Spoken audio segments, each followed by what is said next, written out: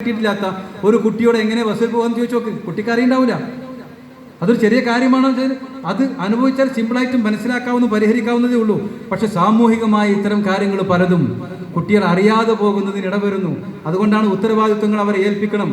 അപ്പോൾ പാത്രം കഴുകുന്നത് മുതൽ നിലം തുടക്കുന്നത് വരെയുള്ള സകല കാര്യങ്ങളിലും മാതാപിതാക്കൾ അവരെ പങ്കെടുപ്പിക്കണം. മാതാപിതാക്കൾ അതിനോട് സഹകരിച്ച് ചെയ്യുമ്പോൾ കൂട്ടുത്തരവാദിത്തങ്ങൾ. ഞാനിപ്പോൾ രക്ഷിതാവിനെ വിളിച്ചപ്പോൾ അദ്ദേഹം പറഞ്ഞു, ഇന്ന് ഞാൻ വരൂല. എന്താ കാര്യം എന്ന് വെച്ചു, ഇന്ന് ഞങ്ങൾ പാടത്ത് കൃഷി ചെയ്യാണെന്ന്. വലിയ മുതലാളിയാണ് പാടത്ത്, അതായത് പള്ളേളി എന്നൊക്കെ പറയും ഞങ്ങളവിടെ.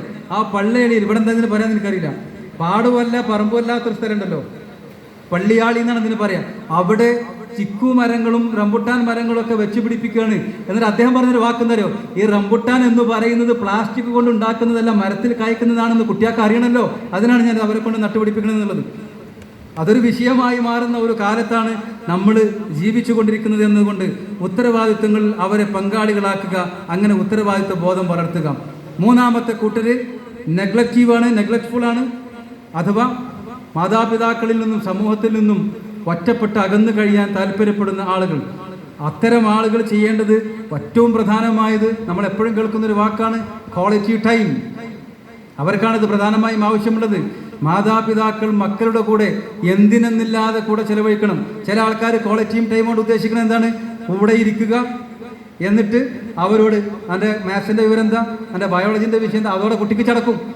അതല്ല, വെറും വർത്തമാനങ്ങൾ, സൗഹൃദങ്ങൾ, സ്നേഹങ്ങൾ, നാട്ടുവർത്തമാനങ്ങൾ, കിഞ്ചന വർത്തമാനങ്ങൾ ഒക്കെ പറഞ്ഞിട്ടായിരിക്കണം ആ സമയം ചെലവഴിക്കേണ്ടത്. അല്ലാതെ ഭയങ്കര ഔദ്യോഗികമായ കാര്യങ്ങൾ, അതിൻ്റെ ഇടയിൽ ഔദ്യോഗിക കാര്യങ്ങൾ കടന്നു വന്നോട്ടെ, തീരുമാനങ്ങൾ ഉണ്ടായിക്കോട്ടെ, അതിനൊന്നും കുഴപ്പമില്ല.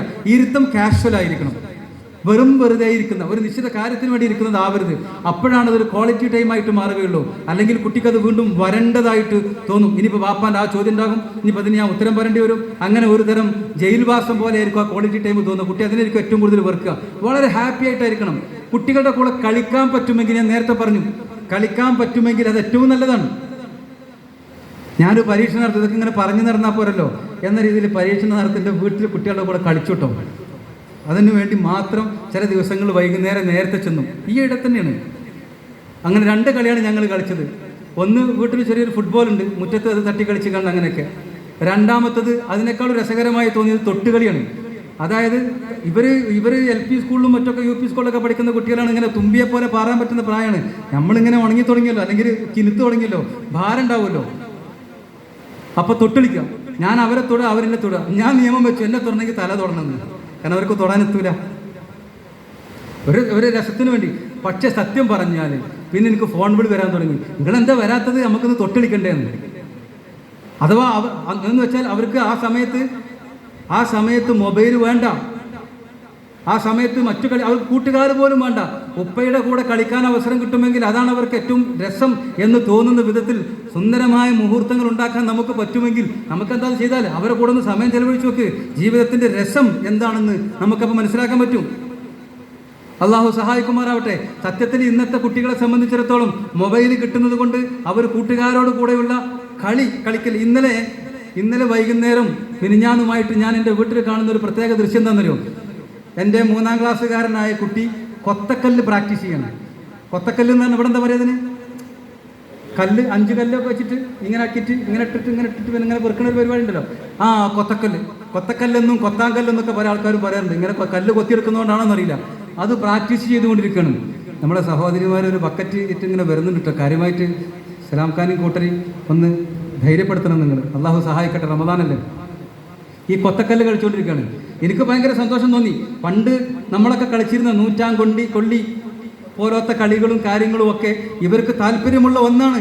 അതിന് അവസരം കൊടുക്കാതെ നമ്മൾ ചെറുപ്പകാലത്ത് തന്നെ തൽക്കാലം നമ്മളെ സൗകര്യം പരിഗണിച്ച് മൊബൈൽ ഫോണും പാട്ടും കൊടുത്തപ്പോൾ കുട്ടി അതിൽ മാത്രം. അപ്പോൾ കുട്ടിയെ ആ പെട്ടിക്കുള്ളിൽ അടച്ചത് ആരാണ്?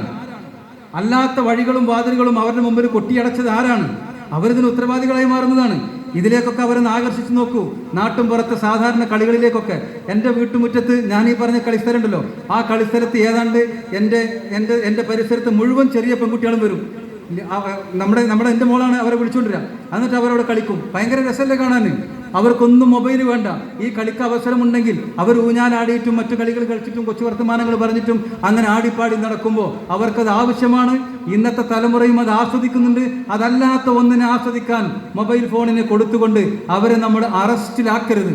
എൻ്റെ പേരിൽ ആ ഫോൺ അവർ വിചാരിച്ച രീതിയിൽ കിട്ടൂല എന്നതുകൊണ്ടാണ് അവർ ഇതൊക്കെ പ്രാക്ടീസ് ചെയ്യുന്നത്. നമ്മുടെ പരിസരത്തുള്ള ആ അയൽവാസികളൊക്കെ അങ്ങനെ ആയതുകൊണ്ടാകാം അവരെ കുട്ടികളും ഇങ്ങനെ കളിക്കാൻ വേണ്ടി വരുന്നത്. അതുകൊണ്ട് ക്വാളിറ്റി ടൈം അതൊരു 15 മിനിറ്റെങ്കിലും ചുരുങ്ങിയത് മാതാപിതാക്കൾ മക്കൾക്ക് വേണ്ടി മാറ്റിവെച്ച് ചെലവഴിക്കാൻ പറ്റിയാൽ അത് ഞാനീ പറഞ്ഞ രീതിയിലാവുകയാണെങ്കിൽ ഏറ്റവും നല്ലതാണ്. ഇനി വളരെ പ്രധാനപ്പെട്ട ഒരു കാര്യം പറയട്ടെ.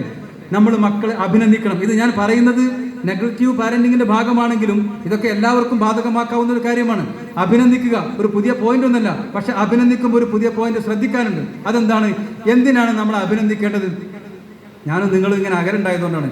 അടുത്തായിരുന്നെങ്കിൽ നമുക്ക് സംസാരിച്ചുകൊണ്ട് ഇത് പറയാമായിരുന്നു. എന്തിനാണ് നമ്മൾ അഭിനന്ദിക്കേണ്ടത്? എങ്ങനെയാണ് നമ്മൾ അഭിനന്ദിക്കേണ്ടത്? എന്തിനാണെന്ന് ചോദിച്ചാൽ, പ്രത്യേകിച്ച് നെഗറ്റീവ് പാരന്റ് ആണെന്നുണ്ടെങ്കിൽ ചെറിയതാണെങ്കിൽ പോലും നല്ല കാര്യങ്ങൾ എന്ത് കണ്ടാലും കുട്ടിയെ അഭിനന്ദിച്ചോളണം. അത് ഒന്നാമത്തെ കാര്യം. രണ്ടാമത്തെ കാര്യം, അഭിനന്ദിക്കേണ്ടത് എന്തിനാണ്? അവനെയാണോ അഭിനന്ദിക്കേണ്ടത്? അവൻ്റെ ശ്രമങ്ങളെയാണോ അഭിനന്ദിക്കേണ്ടത്? ഒന്ന് ശ്രദ്ധിക്കണേ. നമ്മളെ കുട്ടി പരീക്ഷയ്ക്ക് നല്ല മാർക്ക് വാങ്ങി വന്നാൽ നമ്മൾ അവനെ അഭിനന്ദിക്കണം. എന്താ? നീ മിടുക്കനാടാ, നീ നല്ല ബുദ്ധിമാനാണ്, നീ സ്മാർട്ടാണ്, അതുകൊണ്ടല്ലേ നീ ജയിച്ചത് എന്നാണോ അഭിനന്ദിക്കേണ്ടത്? എൻ്റെ കുട്ടി പരീക്ഷക്കാലത്ത് മെനക്കെട്ട് പഠിച്ചിരുന്നു, അതുകൊണ്ടാണോ അവൻ ജയിച്ചത് എന്നാണോ അഭിനന്ദിക്കേണ്ടത്? ഇത് രണ്ടും തമ്മിൽ വലിയ മാറ്റമുണ്ടോന്ന്? വലിയ മാറ്റമുണ്ട്, ഗുരുതരമായ മാറ്റമുണ്ട്. ആ ഗുരുതരമായ മാറ്റത്തെക്കുറിച്ച് നമുക്ക് പറഞ്ഞു തരുന്നത് കരോൾ ഡക്ക് അല്ലെങ്കിൽ കാരൽ ഡക്ക് എന്ന് പറയുന്ന ആളാണ്. കാരൽ ഡക്കിന്റെ ഒരു ഗ്രോത്ത് മൈൻഡ് സെറ്റ് എക്സ്പെരിമെന്റ് എന്ന് പറയുന്ന ഒരു പരീക്ഷണമുണ്ട്. ഒന്ന് ശ്രദ്ധിച്ച് കേൾക്കുന്നത്. ഗ്രോത്ത് മൈൻഡ് സെറ്റ് എക്സ്പെരിമെന്റ് മനുഷ്യന്റെ മനസ്സിന്റെ വളർച്ചയുടെ മൈൻഡ് സെറ്റുമായി ബന്ധപ്പെട്ടുകൊണ്ടുള്ള ഒരു പരീക്ഷണമാണ്. ഇദ്ദേഹം എങ്ങനെയാണ് പരീക്ഷണം നടത്തുന്നത് അറിയോ? കുറച്ച് കുട്ടികളെ വിളിച്ചിട്ട് അവർക്ക്, ഉദാഹരണത്തിന് നിങ്ങൾക്ക് മനസ്സിലാകാൻ വേണ്ടി പറയട്ടെ, അവർക്ക് ഒരു കിസ് കോമ്പറ്റീഷൻ നടത്തുകയാണ്. എന്തെങ്കിലും പസിൽ കൊടുത്തിട്ട് അല്ലെങ്കിൽ കിസ് കോമ്പറ്റീഷൻ ആയിട്ട് നടത്തുകയാണ്. ഇങ്ങനെ നടത്തുമ്പോൾ കുട്ടികളെ എ ഗ്രൂപ്പും ബി ഗ്രൂപ്പുമാക്കി മാറ്റി. എന്നിട്ട് കിസ് കോമ്പറ്റീഷൻ നടത്തി. സ്വാഭാവികമായിട്ടും വളരെ ലളിതമായ എല്ലാവർക്കും ഉത്തരം കിട്ടുന്ന ഇന്ത്യയുടെ പ്രധാനമന്ത്രി ആര്, കേരളത്തിന്റെ മുഖ്യമന്ത്രി ആര്, ചാവക്കാട് ഏത് ജില്ലയിലാണ്, ഇങ്ങനെയൊക്കെയുള്ള ചോദ്യം ചോദിച്ചാൽ എല്ലാവർക്കും ഉത്തരം കിട്ടൂലോ അല്ലേ? അത്തരമുള്ള ചോദ്യങ്ങൾ മാത്രം ചോദിച്ച് എല്ലാവരും അങ്ങോട്ട് ജയിപ്പിച്ചു. എന്നിട്ട് എ ഗ്രൂപ്പിനെയും ബി ഗ്രൂപ്പിനെയും 2 റൂമുകളിലാക്കി. എ ഗ്രൂപ്പിലുള്ള ആളുകളോട്, നിങ്ങൾ വളരെ ബുദ്ധിമാന്മാരായ കുട്ടികളാണ്, നിങ്ങൾ നല്ല ജനറൽ നോളജ് ഉള്ള കുട്ടികളാണ്, നിങ്ങൾ നല്ല സ്മാർട്ടാണ്, അതുകൊണ്ടാണ് നിങ്ങൾ ജയിച്ചത് എന്ന് പറഞ്ഞ് അവരെ അഭിനന്ദിച്ചു. ബി ഗ്രൂപ്പിൻ്റെ അടുത്ത് പോയിട്ട് പറഞ്ഞു, നിങ്ങളുടെ അധ്വാനമാണ്, നിങ്ങൾക്ക് നേരത്തെ തന്നെ ഈ ഭാഗങ്ങൾ ശ്രദ്ധിക്കണമെന്ന് പറഞ്ഞു തന്നു, ആ വിഷയങ്ങൾ നിങ്ങൾ നന്നായി പഠിച്ചത് കൊണ്ടാണ്, നിങ്ങൾ റിസ്ക് എടുത്തത് കൊണ്ടാണ്, നിങ്ങൾ പോരാടിയത് കൊണ്ടാണ് നിങ്ങളുടെ ഈ പരിശ്രമത്തിന് ഫലമുണ്ടായത്. അതുകൊണ്ട് നിങ്ങളുടെ ആ പരിശ്രമത്തിൽ നിങ്ങൾ അഭിനന്ദിക്കാതിരിക്കാൻ നിർവാഹമില്ല എന്ന് പറഞ്ഞ് പരിശ്രമിച്ചതിൻ്റെ കാര്യം പറഞ്ഞ് അഭിനന്ദിച്ചു. രണ്ടാമത്തെ ഘട്ടം ഇതേ 2 കൂട്ടരെയും ഇതേപോലെ ഒരു കിസ് കോമ്പറ്റീഷന് വേണ്ടി കൊണ്ടുവന്നു. പക്ഷെ അത്തവണ കുറച്ച് മെനക്കെടുള്ള ചോദ്യങ്ങളും ഉത്തരങ്ങളും ആയിരുന്നു. അതിൽ ആദ്യത്തെ കൂട്ടരുണ്ടല്ലോ, ഗ്രൂപ്പ് എ, നിങ്ങൾ സ്മാർട്ടാണെന്ന് പറഞ്ഞേ, അവരാകെ വെക്കപ്പാടില്ലായി എന്നാണ് പറഞ്ഞു. അവർക്ക് ശരിയായി ഉത്തരം പറയാൻ പറ്റില്ല എന്ന്. കാരണം എന്താ? അവരോട് നമ്മൾ അഭിനന്ദിച്ച് പറഞ്ഞത് അവരുടെ കഴിവാണ്. അവരുടെ കഴിവിനൊക്കെ വെച്ച് നോക്കുമ്പോൾ ഈ ചോദ്യത്തിന് അവർക്ക് വേണ്ടത്ര ഉത്തരം കിട്ടുന്നില്ല എന്ന് വന്നപ്പോൾ അവരാകെ തളർന്നു പോയി. എന്നാൽ ബി ഗ്രൂപ്പിനെ നമ്മൾ ഇത് സൂക്ഷ്മമായി മനസ്സിലാക്കണേ. ബി ഗ്രൂപ്പിനെ നമ്മൾ അഭിനന്ദിക്കാൻ ഉപയോഗിച്ചിരുന്നത് എന്താണ്? ശ്രമം. ആ ശ്രമം അവർ ഇവിടെയും നടത്തിയിട്ടുണ്ട്. അതുകൊണ്ട് ആ ശ്രമം അവർക്ക് എത്രത്തോളം ഫലപ്രദമാണെന്ന് അവർക്കറിയാം. അവർ മെനക്കെട്ട് നോക്കിയിട്ടുണ്ട്. അതുകൊണ്ട് അവർക്കൊരു കോൺഫിഡൻസ് ഉണ്ടായിരുന്നു. അവരാണ് ആ ഗ്രൂപ്പിൽ ആ പരീക്ഷണത്തിൽ ജയിച്ചത് എന്നാണ്. അപ്പം നമ്മൾ അഭിനന്ദിക്കേണ്ടത് എന്തിനാണ്? കുട്ടിയെ അല്ല, പകരം കുട്ടിയുടെ പ്രവർത്തനങ്ങളെയാണ്, കുട്ടിയുടെ ശ്രമങ്ങളെയാണ്. അങ്ങനെ ശ്രമങ്ങളെ അഭിനന്ദിച്ചാലുള്ള ഗുണം എന്താണെന്നറിയോ? തോറ്റാലും കുഴപ്പമുണ്ടാവില്ല. അതാണ് തോൽക്കാൻ പഠിപ്പിക്കണമെന്ന് പറഞ്ഞത്. ഇപ്പം ഞങ്ങളുടെ കോളേജിൽ നടത്തുന്ന ഒരു കാര്യമുണ്ട്. ഫെസ്റ്റിൻ്റെ ആമുഖമായിട്ട്, ഇപ്പോൾ വാഫി ഫെസ്റ്റൊക്കെ നടക്കുന്ന സമയത്ത്, സ്റ്റേറ്റ് ഫെസ്റ്റൊക്കെ നടക്കുമ്പോൾ കുട്ടികളെ അസംബ്ലി വിളിച്ചിട്ട് പറയുന്ന ഒരു കാര്യമുണ്ട്. എന്താ പറയുന്നറിയോ? ഒരു കാര്യം, നിങ്ങൾ പോയി ജയിച്ചു വന്നാലും തോറ്റു വന്നാലും നിങ്ങൾ ഞങ്ങളുടെ പൂക്കോയ തങ്ങളുടെ വാഫി കോളേജിലെ പ്രിയപ്പെട്ട കുട്ടികൾ തന്നെയാണ്. ഒന്ന് സമ്മർദ്ദം ഒഴിവാക്കാൻ വേണ്ടിയിട്ടാണ് അത് പറഞ്ഞത്. ആ ജയിച്ചിട്ട് കപ്പ് കൊടുത്തില്ലേ കണ്ടോളിട്ട് അങ്ങോട്ടായി കണ്ടു എന്നൊക്കെ പറഞ്ഞ് ഇവർ ആകെ ബേജാറായി പോകും. നിങ്ങൾ ജയിച്ചാലും തോറ്റാലും ഞങ്ങളെ പ്രിയപ്പെട്ട കുട്ടികളാണെന്നേ, ഒരു കുഴപ്പമില്ല. രണ്ട്, നിങ്ങൾ മെനക്കെട്ട് അധ്വാനിച്ചിരുന്നു, അതിന് ഇൻഷാ അല്ലാഹ് ഫലം കാണാതിരിക്കൂല.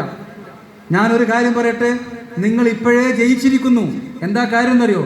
യഥാർത്ഥത്തിൽ നിങ്ങളുടെ വിജയം എന്ന് പറയുന്നത് നിങ്ങൾ ഇനി ഫെസ്റ്റിൽ പങ്കെടുത്തിട്ട് കിട്ടാൻ പോകുന്ന സർട്ടിഫിക്കറ്റോ അവിടെ നിന്ന് കിട്ടുന്ന പതക്കങ്ങളോ അംഗീകാരങ്ങളോ അല്ല. പകരം എന്താ യഥാർത്ഥ വിജയം? യഥാർത്ഥ വിജയം നിങ്ങളുടെ പ്രസംഗശേഷി എത്ര മെച്ചപ്പെട്ടു, അതാണ് നിങ്ങളുടെ കൂടെ പോരാൻ പോണത്. നിങ്ങളുടെ ഗാനം, നിങ്ങളുടെ അവതരണ വൈഭവം അത് എത്രമേൽ മെച്ചപ്പെട്ടു, നിങ്ങൾ അതിനു വേണ്ടി അധ്വാനിച്ചപ്പോൾ അത് എത്രമേൽ മെച്ചപ്പെട്ടോ അത്രയും നിങ്ങൾ നേടിക്കഴിഞ്ഞു. ഇനി ഒരാളുടെ സർട്ടിഫിക്കറ്റിന്റെ ആവശ്യമില്ല, അതുകൊണ്ട് നിങ്ങൾ ജയിച്ചിരിക്കുന്നു എന്നൊക്കെ പറഞ്ഞവർ അധ്വാനത്തെയാണ് പുകഴ്ത്തുക. അതുകൊണ്ട് കുട്ടികൾക്ക് മാനസിക സംഘർഷം ഉണ്ടാവില്ല എന്നാണ് നമ്മൾ മനസ്സിലാക്കുന്നത്. അങ്ങനെ വേണമെന്നാണ് ഇവിടെ കാരൽ ഡക്ക് എന്ന് പറയുന്ന മനഃശാസ്ത്രജ്ഞൻ നമ്മളെ പഠിപ്പിക്കുന്നത്. അപ്പൊ അഭിനന്ദിക്കേണ്ടത് മോനെയല്ല, മോന്റെ അല്ലെങ്കിൽ മോളുടെ പ്രവർത്തനങ്ങളെ ആയിരിക്കണം. അങ്ങനെ അഭിനന്ദിക്കുമ്പോഴാണ് അവർക്ക് ഉയരാനും വളരാനും പറ്റുക. പ്രവാചകർ സല്ലല്ലാഹു അലൈഹി വസല്ലമ തങ്ങൾ അങ്ങനെയാണ് അഭിനന്ദിക്കാറുണ്ടായിരുന്നത്. സൽമാനുൽ ഫാരിസി റളിയല്ലാഹു അൻഹു ഇസ്ലാമിലേക്ക് കടന്നു വന്ന കഥ വളരെയധികം വിശദമായി പറയേണ്ടുന്ന കഥയാണ്.